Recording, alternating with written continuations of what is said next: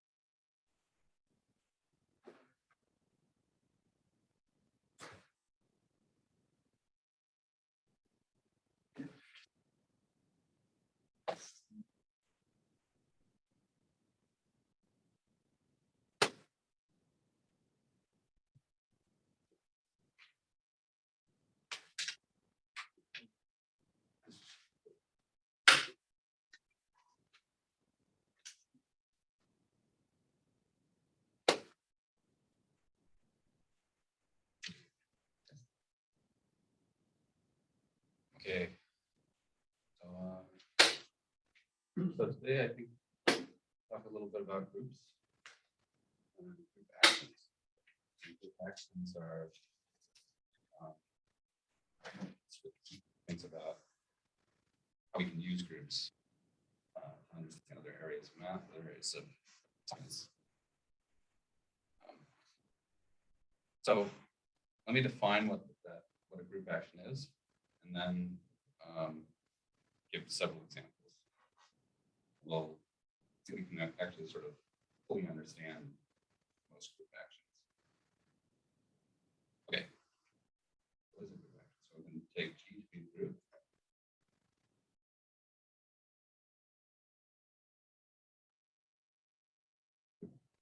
That's a set.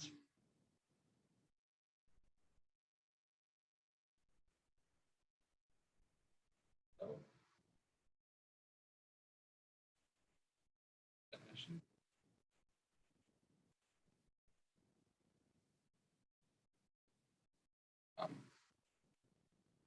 So you can express this in a lot of ways, but I'll just say we say that G acts on S.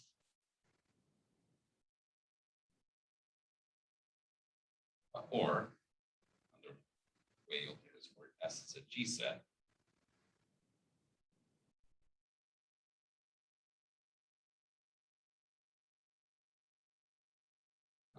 There is a map function. It's a map, I speed function, so I'm sorry, it's just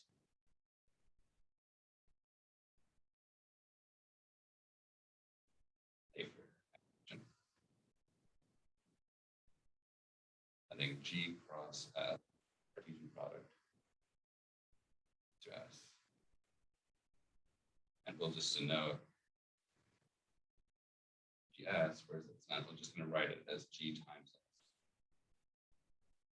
Okay, and this causes potential confusion, but it's standard. So S is not an element of G. S does not have any composition with any other elements of S. It's just you can multiply by G to get another element of S. And this has to satisfy. So it's basically an associative property. So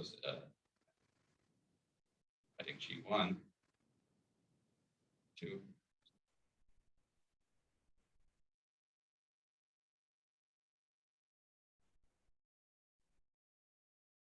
But here, this is the action. But here, this is group multiplication. There's some ambiguity here, but it's clear from what this is for all. G1, G2, G.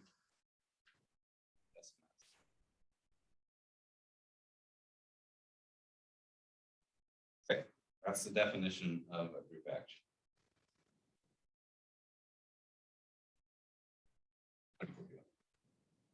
Sound good?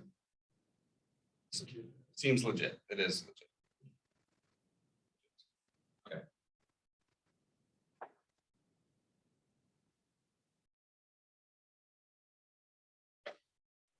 All right. So some geometric examples that we've already discussed. So we talked about the dihedral group. And we define this to be generated by two elements, x and y, that satisfy the relations. We'll call x the n equals identity equals y squared. And if we multiply, get exactly how we wrote it, one way or the other, it's the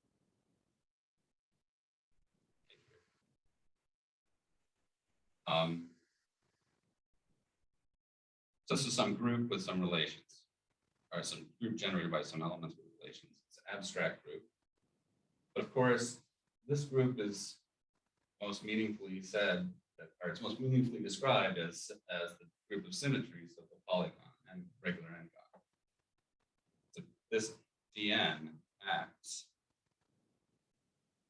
on, just say R2 on the plane. If we can think of it as actually moving the plane. Elements take an element of the plane and move it to another point. Now the plane, sure, it's a group. Think of it as a vector space under addition. But we don't, when we're looking at it this way, these are sort of totally different things. We can think of the plane as just a set, maybe as a space, but we're not thinking of it as a group. The dihedral group is acting on it. It's moving it around. Yeah. Like just to confirm, R2 is a group. R2 is a vector space, so it is a group under addition, but that's not how, and indeed these are homomorphisms of that. As long as we're rotating about the origin or fixing the origin. But you don't have to think of it that way. I mean, for example, I could take a curvy, I could take a sphere and do like a curvy pentagon or something on top of the sphere. That's regular. You know what I'm talking about? Help. Take like some like nice curvy regular thing up on the sphere, right? And you could talk, and you can still rotate the sphere, and you can still reflect the sphere. So I could still do that just with the sphere, not the R3, but just with the sphere. And then the dihedral group is, there's no algebra operation on the point of the sphere that I want to talk about.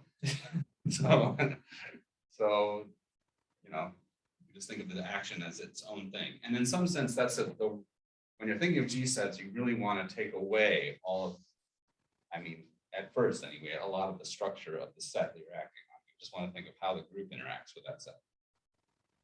That's not at all true what I said. At least when you're first thinking about it. Another one is we think of the cyclic group with two elements. This group acts on everything in the world, right? Turn, a light switch on and off. Think of the cyclic group act. One way, zero, leave it alone. Right. So that's the action.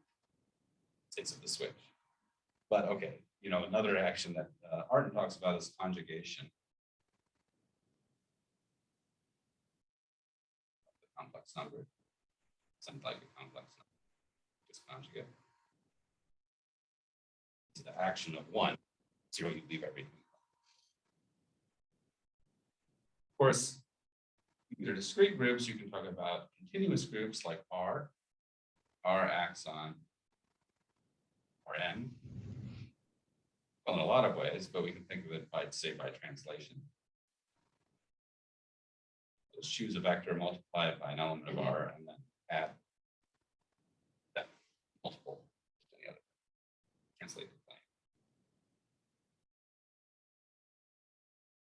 This leads into sort of another set of groups. There's a set of groups called Lie groups. Won't bother you with any of the technicalities, but these are groups that are like spaces too. So the real number line is both a group and a space. It's a topological group, they call it. You could also think of like the circle. The circle is a smooth, nice space, and it's a group. You can identify it with unit complex numbers. So those have multiplication, have an algebra. But there are all of the classical groups like O2, ON, GLN. All of these are Lie groups. So they have actuals. They can think of these as groups, and they are very, very important in physics. Standard model, for example, of physics, models that a certain number of groups sort of together govern how particles understanding those groups and understanding how they interact with their representations, how they can act on things, sort of like trying to understand how the universe works. So maybe Lie groups certainly is a math subject, but it's also in physics.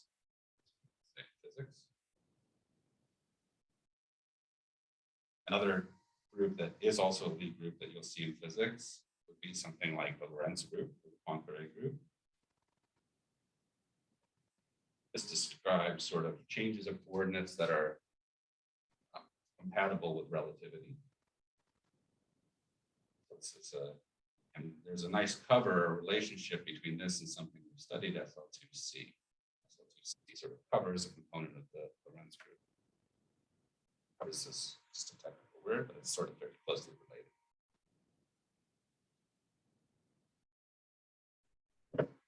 Maybe you don't care about physics, that's okay.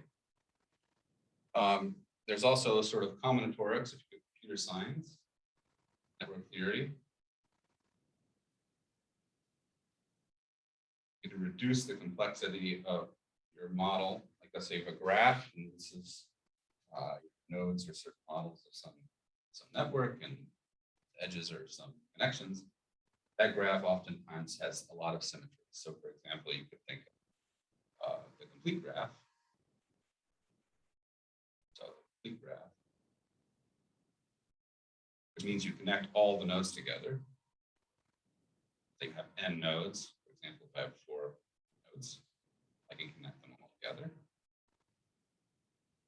Okay, this is the complete graph. And of course, there's an action of the symmetric group on this graph, just by permuting the nodes, and it will preserve the edges as well. Sometimes if you have a graph, if you have a lot of symmetry of that graph, you can reduce the complexity drastically. It's like whole together.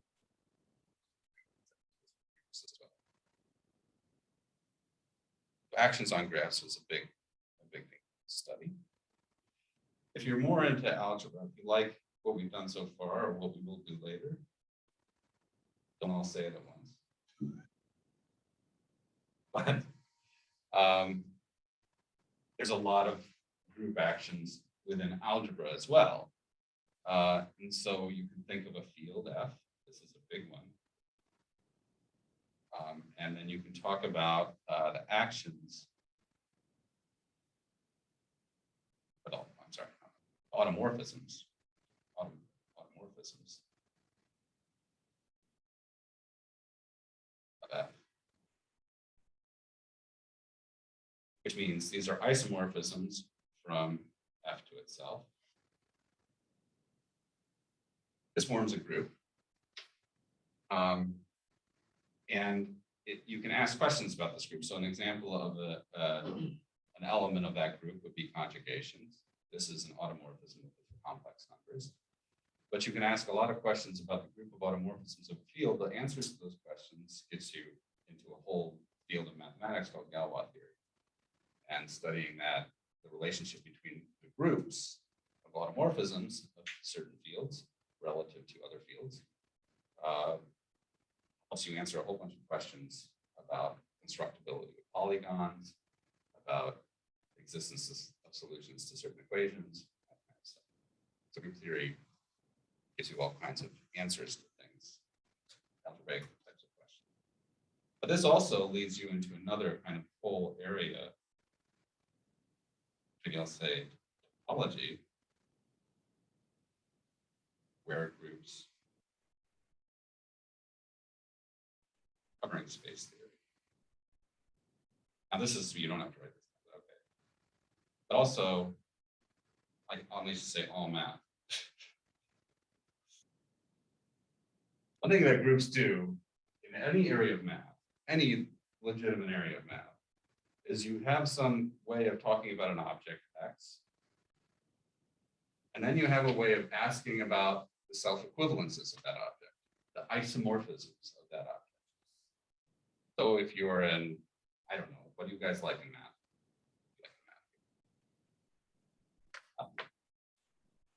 Hate it all. Fair. Subject in math? I guess you guys don't. Differential, so calculus. So yeah, so you could look at, okay, so that's actually another kind of subject. It's a slightly different, but you could say, okay, let's say you're interested in functions on R. Well, there's an action, as we said, there's an action you could consider on R, for example. You could take Z acts on R. This is kind of the way you write shorthand for action. By adding, say, 1 goes to add 2 pi. So K goes to add 2 pi K. But this is just like a translation by a discrete amount. And you can look at that action on R then will affect an action on functions on R, right? Just take a function and write it as like, function f of x, go to something like f of x plus, this is how K will act. You can ask questions. So now you can say, all right, well, you're interested in calculus, or you're interested, which maybe in one variable calculus, you're interested in one variable, functions of one variable. Now you've got a group acting on this one variable. What can you ask about this? You can ask for invariant functions. So you can ask for invariant functions, meaning functions that don't change when you act. And these are, of course, good examples of these, right? Like sine, cosine. In fact, you can specify the whole ring of invariant functions, the whole structure of invariant functions, and start studying that. There's also equivariant functions, which means that they change by a prescribed amount. And you can study these. The presence of the group action all of a sudden will actually do a lot of good for you. Things that you couldn't do before, you'll now be able to do because of the group action. Some equations that weren't solvable are now solvable. Differential equations. Okay, but I'm saying, okay, there's another thing you can do, which is you can just take any object of math, be it a space, a measure space, if you're into like analysis, a field, a ring, or whatever kind of mathematical structure you're interested in, analytic, topological, geometric, algebraic, you can consider the automorphism group of it, the set of self-isomorphisms. Self-isomorphisms. That's a group. That group will act on that, just by definition. And studying the interactions between that group and the original object is very fruitful across all the disciplines. I think that all mathematicians have some awareness of and study at some level, or at least take into account. So group, I'm trying to be convincing here, but they're very useful. Group actions is where group theory becomes important for all mathematicians and for a lot of people in applied.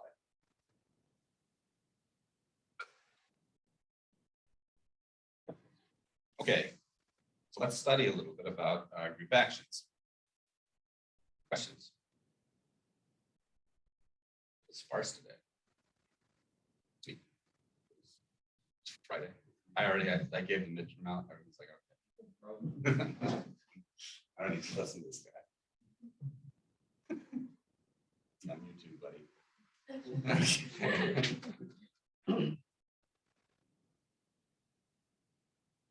Fair enough. All right, definition. All right, so there's, if we have a group action, we want to be able to kind of have a little bit of vocabulary, not much, about how it works. So there's two kinds of main notions here. And one is an orbit and the other is a stabilizer. So let's suppose G acts on S.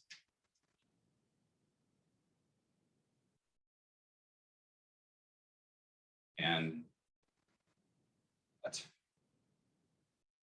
S be an element of S. The orbit, we just say the G orbit, but I think here we just, G is okay.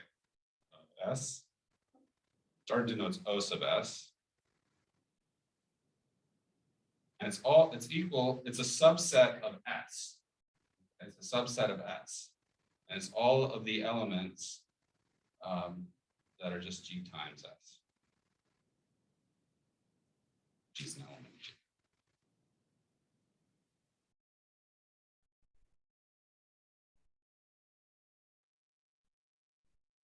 This is the definition of the orbit. So the stabilizer,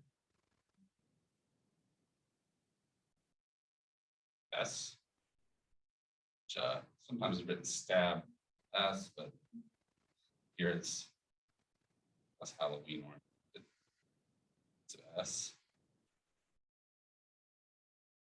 This is equal to, it's a subset of G, a subgroup of G, and it's all elements of G that when I hit S with G, I get back S. It doesn't move S at all.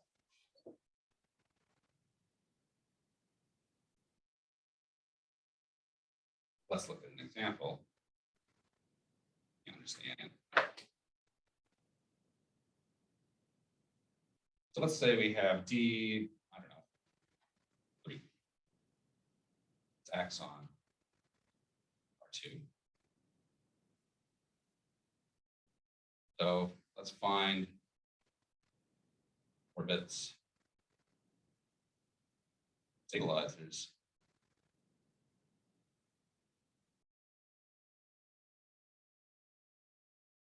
This will be the standard action, so the reflection will take to be over the x-axis. You can always take an axis. Find orbits and stabilizers of, say,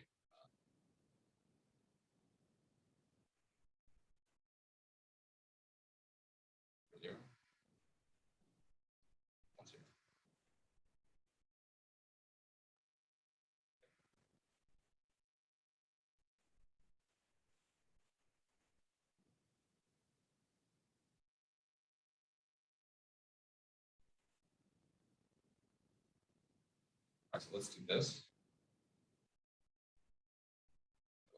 What do you guys think? What's the orbit of that?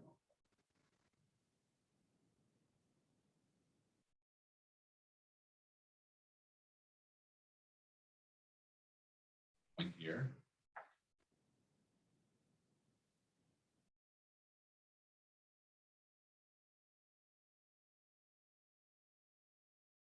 Orbit.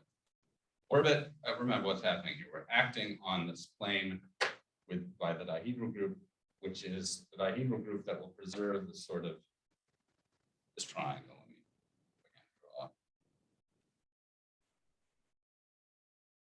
Here. We have some equilateral triangle. This, and this, our dihedral group is going to be the group of symmetries of that triangle. It's going to be rotations by 2 brief multiples of 2 pi over 3, and then reflections. Axis are,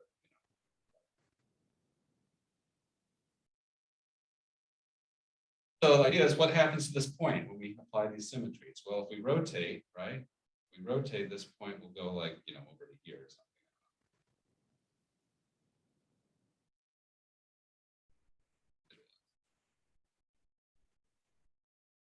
squares, let's say.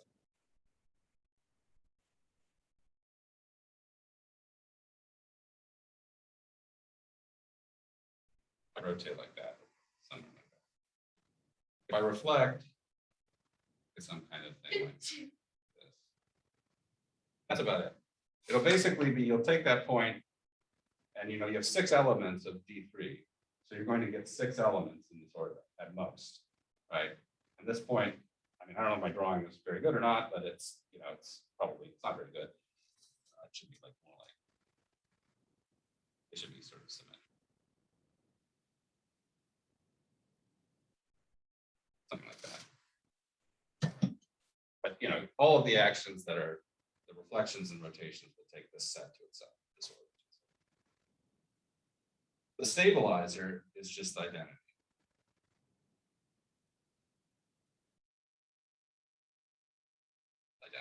It's a subgroup because no element is going to take 1, 1 to itself in D3. What about the origin? What's the orbit?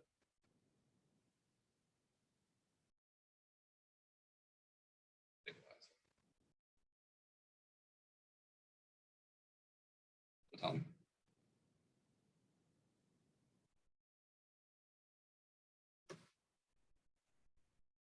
Orbits 0, 0, and stabilizers, the whole group. That's right. Origin is fixed by this. So we get just the origin by itself, and then we'll get the whole group.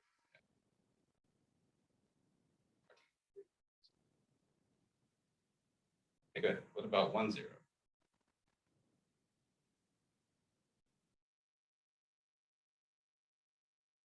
This is Scott. You don't have to tell me this. But always the element's going to be, if I take S will be an element of its own orbit. Identity times S has to equal S. I should have said that. I think that actually,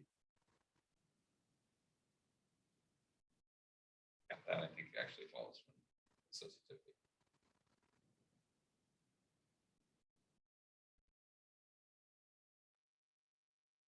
We got it. Sorry, I want to make sure that I want to be safe here.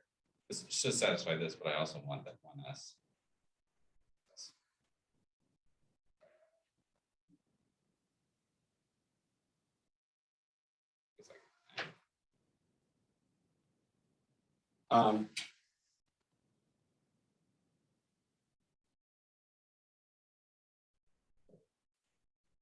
Okay.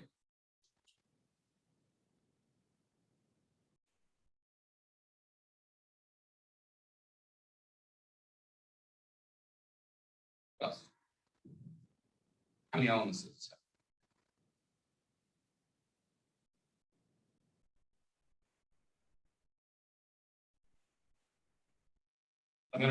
D3 will take this triangle to itself, right? And this 1, 0 is a vertex.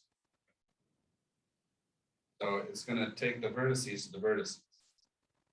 So there's only 3, it will take it to all 3 elements. So, it'll take it to these elements. You know how to calculate.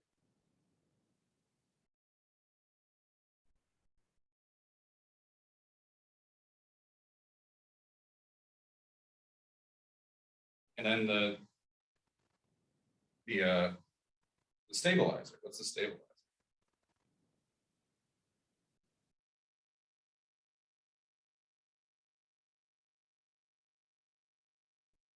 We'll fix this element. We'll fix this.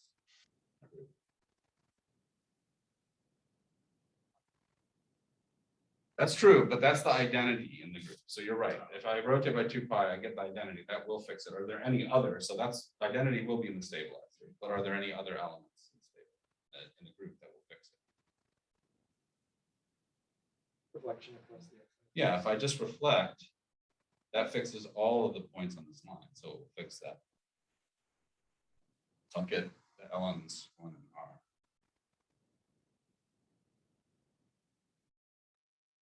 So you can see that the stabilizers and orbits, they really depend on where you are on your space, right?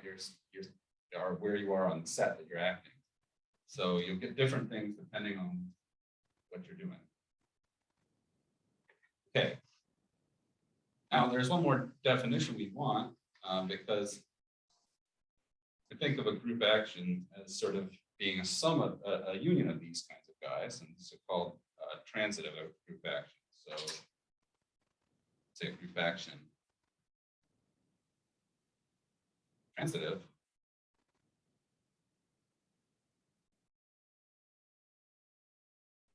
so it's a G. I'm just going to keep on G S transitive if the orbit of any element is equal to S, one or any. There's one orbit. Just one orbit. Of course, you guys might ask, why this notation orbit? Of course, the most simple reason would be you could have the group S1 acting on the plane, and then the orbit will literally be a circle. It will take a point and rotate it all the way around the circle, so that will be its orbit.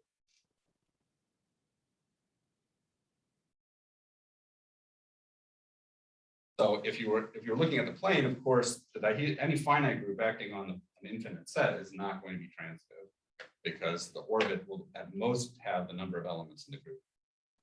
Right? Only take that up, move it around to the number of elements in the group that you have. So it's finite, you have a finite orbit.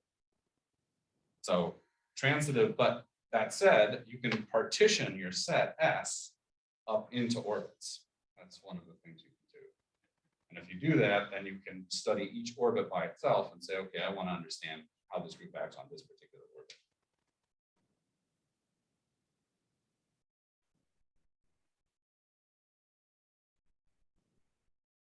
Okay, so I want to, I'm not going to prove what I thought I was going to prove. Let's see.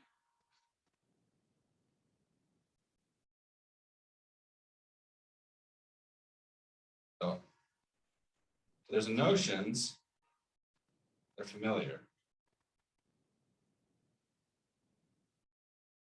Notion of G-set homomorphism. Isomorphism.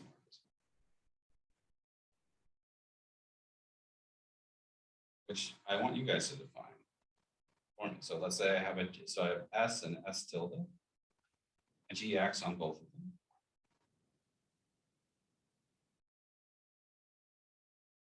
We can posit a definition of a G-set homomorphism from S to S tilde. What would such a thing be?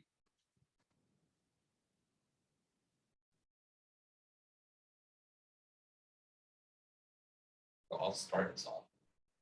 If we have a function, do the function.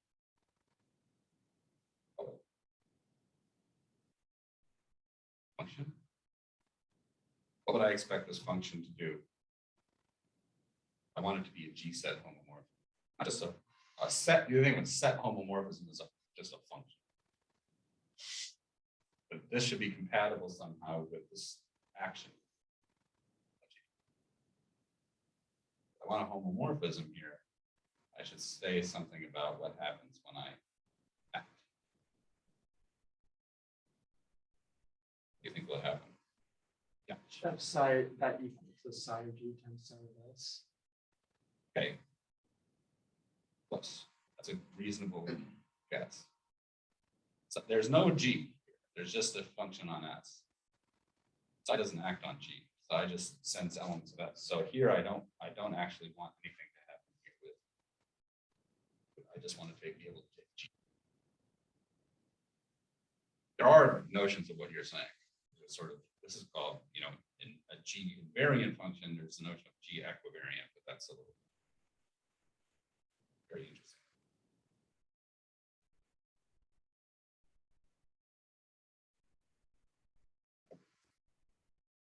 All right. So this is a G-set homomorphism, and isomorphism, as usual, is a homomorphism that's bijective.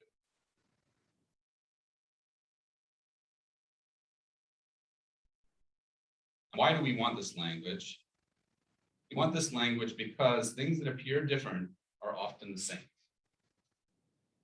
Things that are hard to understand are often easier to understand once we put them into some sort of classification scheme that we totally get. So this is the whole idea, at least in this case, we want to be able to prove that we understand G sets completely. That I think we can do even a little time.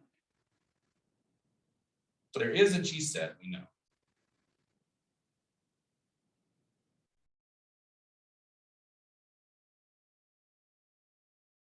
Set of cosets.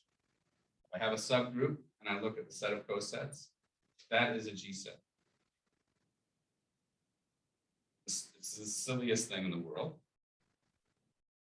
The action here is just multiplication. I take G times a coset XH, it's just GX. Points of simple,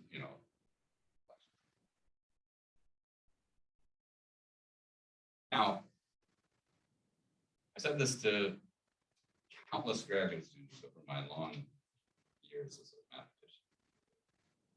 Only a few really believe me. Enough to remember it. They probably all believe me, but they don't. These are the only G sets worth remembering. Set of cosets, these are the only ones that you need to know. You can know all of the others are manifestations of this. Of course, if you decorate everything with structure, maybe you want a little more, but these are the only ones for G sets. That's the content of the following theorem, which does appear in a different wording in argument. So suppose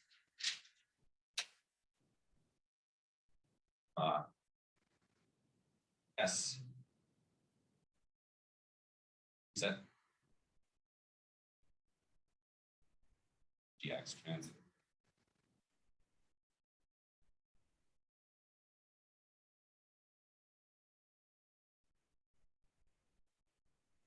Then for any element of S, this is set S as a G set is isomorphic to E over G.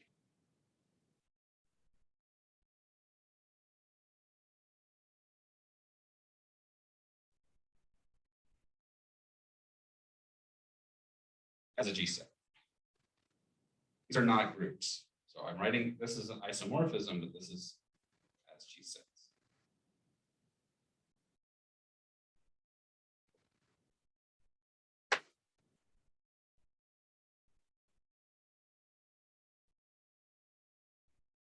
All right. If you become a mathematician, understanding this will take you very far. This is like something that occurs in all branches of math over and over again. And it's worth just understanding really well. Don't become a mathematician. No. I don't think you'll use it at the grocery store or anything like that, but it might be helpful. I don't know.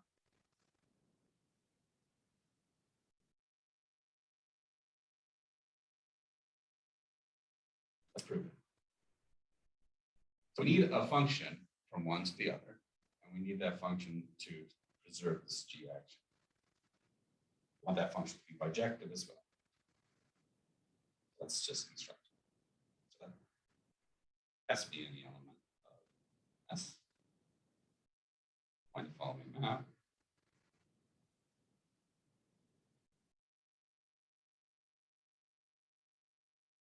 What's I?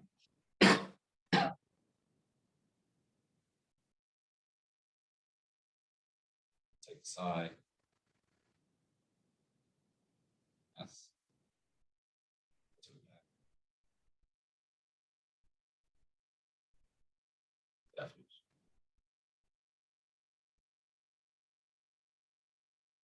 So we want to make sure first it's well defined. First it's well defined. As well. What does that mean by that? So you can write down nonsense in life. done it before, I'll do it again. This time, I'm not writing nonsense. I want to show that I'm not writing nonsense. So how could this be nonsense?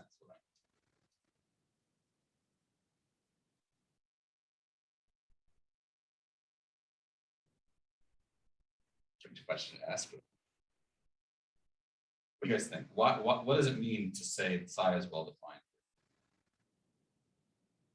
There's some ambiguity in something that is on screen here. What is the thing that has some ambiguity that's not completely neatly written? Just an arbitrary SNS. That's true. Okay, you're fair enough. It's an arbitrary SNS. Let me remove that ambiguity right now and just say fix. So here I want to just choose one. Now it's not ambiguous. I've actually plucked it out. It's on the table. That's the S I'm using. Okay. That's not the ambiguity I was thinking about, but that's a good point. But it's still ambiguous.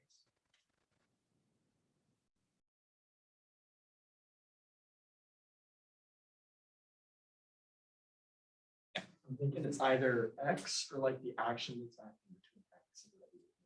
I think it's X. I think it's X. The point is I'm trying to define a function from this set to here. But what are elements of the set? They're cosets, right? They're cosets. And I don't have a unique way of writing a coset.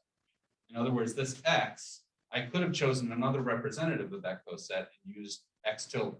And I would have the same coset here, but X would be different. So I need to show that if I chose that different representative of that coset, that I would get the same thing. Otherwise, it's not a well-defined function. It depends on some choice I made that's not about elements here. So we want to show that. So suppose we have two cosets and they're equal, but different choices of representatives. Well, then what does that mean? That means that X tilde is equal to X times the H for some H in GX. Right? In other words, I think we express it as like X inverse X tilde is an element of G sub S. We didn't. Okay. But then X tilde of S is equal to XHS, which is equal to, by the main property of G sets, X times H times S. H times S is S because H is in the stabilizer of S. So fix is S.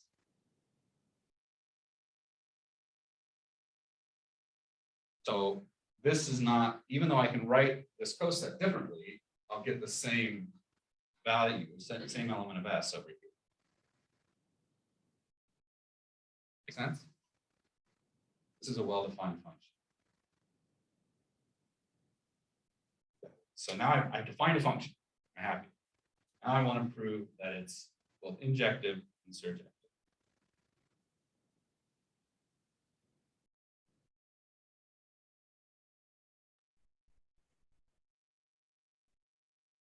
Injective. Well, let's say surjective is obvious. Surjective follows from what? You guys tell me.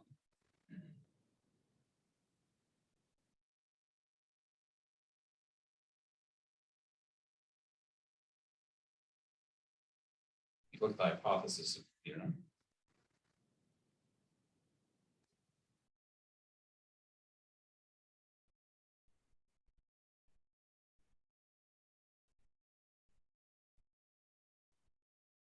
What is the orbit of S? How do I talk about the orbit of S? Orbit of lowercase s. It's all of the multiples of S by G. But I can take any element of G and make a coset like this. So X can be anything in G. So what I know is I'll get the orbit as an image of psi, because I can take all of the G's and G times, that gives me all of the images of X as I hit it with G. I said that G acts transitively, which means by definition that the orbit is equal to all of S. So surjectivity follows from transitivity.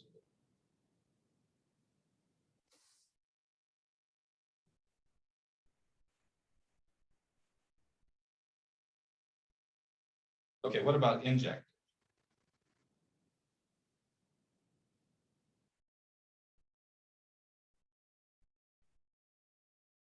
All right, well, let's just use the definition. So if psi of x equal to psi y of gs, then x s is equal to my definition of psi. But then this implies multiply by elements G.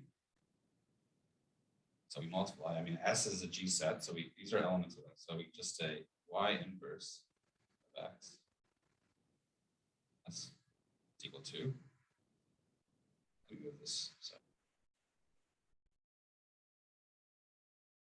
is equal to y inverse x of S to y inverse y of S. And using associativity gives me y inverse y of S 1s, which equals S. Right? So y inverse x is an element of the stabilizer of S. That implies that these two cosets are equal. That's what we want to show if we want to show injectivity, that if the values of two things are the same, then they must be the same element. The two distinct things going to be the same thing. We have a bijective map from G over S, or G over GS to S. Now let's just show it's a G set map. That's not hard. This is just so phi of x S phi. Oops. Equal to G dx. Definition. This x. This is just silly almost. Almost silly, but not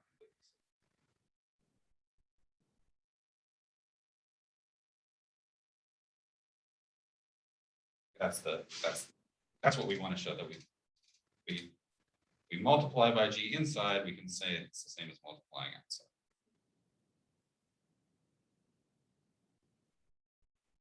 So this shows that now, so this is the end of this. We've shown that these are isomorphic.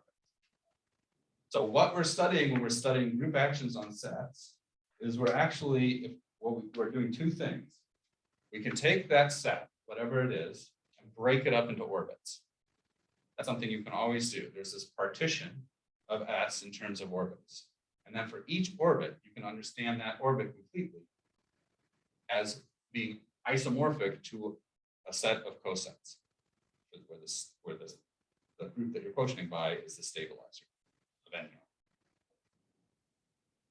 Okay, that has a lot of really rich rewards. So in fact, a lot of the basic theorems of group theory follow from this observation that you can do.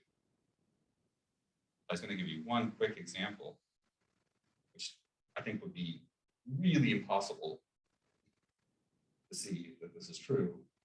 Well, I don't know. Maybe there is. I've never seen the proof other than this type of proof. So let's suppose, here's a theorem. Suppose the P group. That means that the order of G the power of a prime. Something.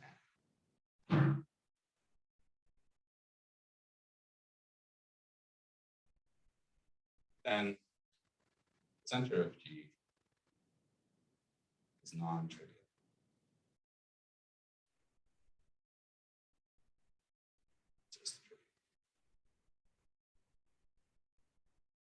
And that tells you something right away. If you're interested ever in studying groups, I don't know why you will be, but if you're interested in studying groups, that tells you that the simple groups, if you're looking for simple groups, and you have a prime power order group, it's only simple if it's just Z mod B. That's it. So there are no simple groups of order 27, for example, 81 or something. So the proof of this is really just act on G by G conjugation.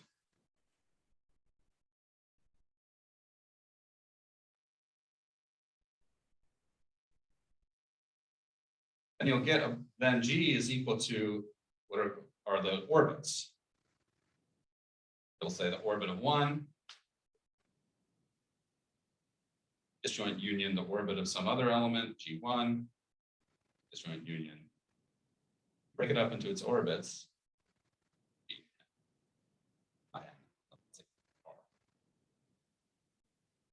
Now, the orbit of 1 is just 1. If I conjugate the identity by any element, I get the identity, right? G1, G inverse is 1.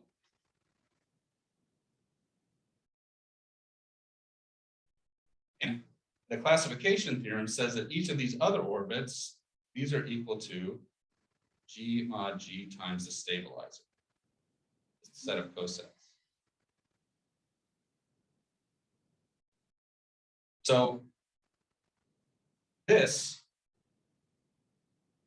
by Lagrange's theorem, is still a power of a prime. Right? This is equal to the order of G divided by the order of the subgroup. So this is a power of a prime, e to the k.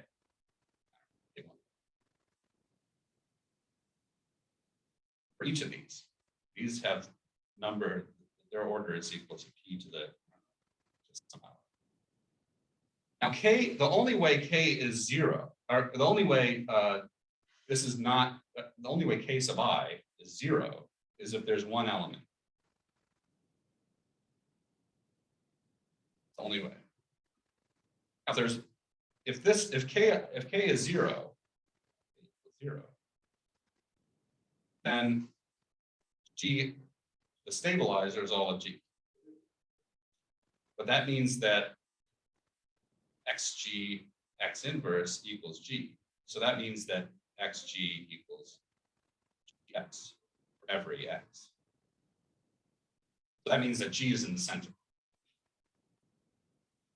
What would happen if G is not in the center? Well, what would happen if the center is trivial? If the center is trivial, that would mean that each of these has a number of elements divisible by p. Which means that number of elements of G is equal to 1 plus p times something. I know this, whatever the sum of these over p. But this is equal to p to the. That doesn't happen. We have to have some guys where k is 0, some guys where this k is 0. Simple proof, but it's really beautiful. So this kind of proof actually is used to prove these things called the Silo theorems, which are kind of nonsense, but fun. Okay, guys, I think we're going to leave, for the most part, groups from here on out and start talking about rings next.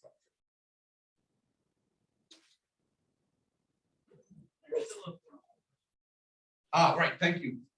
So I'm going to do a problem session online today. All right. So, but yeah, same time, 3:30. I'll be there, or there won't be a problem.